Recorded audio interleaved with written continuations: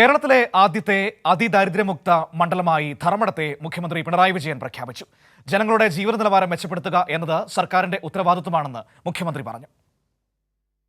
നിറഞ്ഞ സന്തോഷത്തോടെ ധർമ്മടം മണ്ഡലം അതിദാരിദ്ര്യ മുക്ത മണ്ഡലമായി മാറി എന്ന കാര്യം പ്രഖ്യാപിക്കട്ടെ.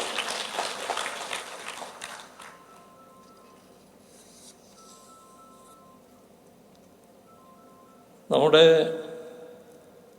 സംസ്ഥാനം ദാരിദ്ര്യം ഏറ്റവും കുറഞ്ഞ സംസ്ഥാനമാണ്. അത് ഇന്ത്യ രാജ്യം തന്നെ രേഖപ്പെടുത്തിയ കാര്യമാണ്. എന്നാൽ അതിദരിദ്രരുടെ ശതമാനം കണക്കാക്കിയാൽ മറ്റു പല സംസ്ഥാനങ്ങളും വലിയ തോതിലാണ് ദരിദ്രാവസ്ഥ നിലനിൽക്കുന്നത്. അവരെ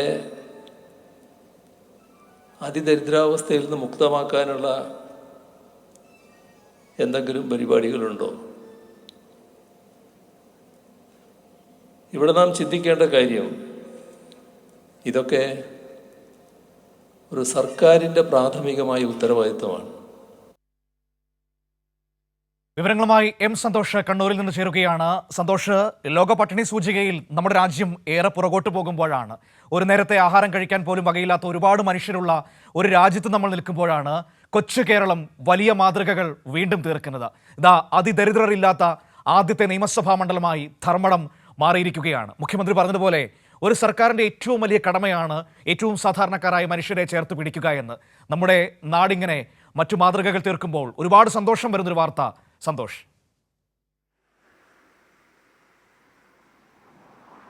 തീർച്ചയായും മനു, അതിദരിദ്രരില്ലാത്ത കേരളത്തിലേക്കുള്ള ആദ്യ ചുവടുവെപ്പ് മുഖ്യമന്ത്രിയുടെ സ്വന്തം മണ്ഡലത്തിൽ നിന്ന് തന്നെയാണ് ഉണ്ടായിരിക്കുന്നത്.